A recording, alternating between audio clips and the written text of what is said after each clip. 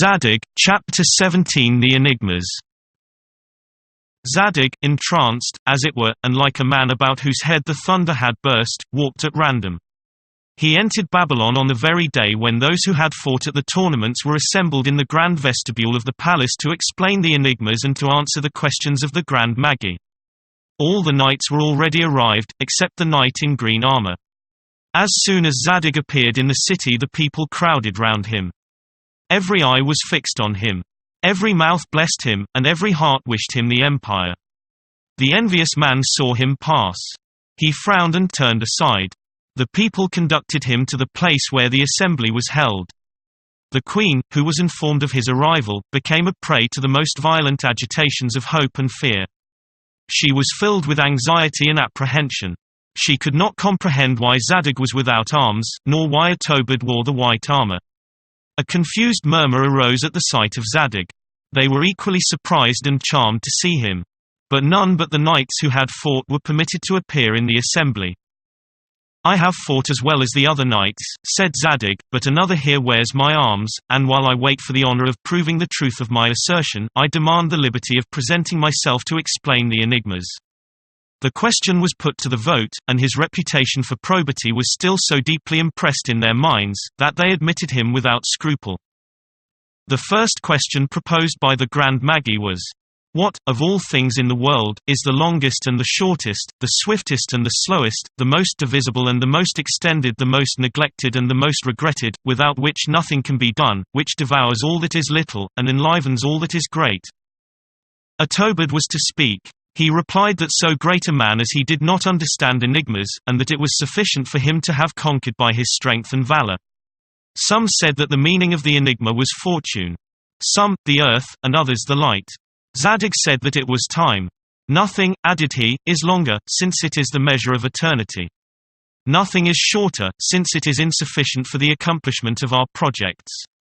Nothing more slow to him that expects, nothing more rapid to him that enjoys. In greatness, it extends to infinity, in smallness, it is infinitely divisible. All men neglect it. All regret the loss of it. Nothing can be done without it. It consigns to oblivion whatever is unworthy of being transmitted to posterity, and it immortalizes such actions as are truly great." The assembly acknowledged that Zadig was in the right. The next question was, "What is the thing which we receive without thanks, which we enjoy without knowing how, which we give to others when we know not where we are, and which we lose without perceiving it?" Everyone gave his own explanation. Zadig alone guessed that it was life, and explained all the other enigmas with the same facility. Atobad always said that nothing was more easy, and that he could have answered them with the same readiness had he chosen to have given himself the trouble. Questions were then proposed on justice, on the sovereign good, and on the art of government. Zadig's answers were judged to be the most solid. "What a pity is it," said they, "that such a great genius should be so bad a knight." "Illustrious lords," said Zadig, "I have had the honor of conquering in the tournaments. It is to me that the white armor belongs. Lord Atobad took possession of it during my sleep. He probably thought that it would fit him better than the green. I am now ready to prove in your presence, with my gown and sword, against all that beautiful white armor which he took from me, that it is I who have had the honor of conquering the brave Otamus."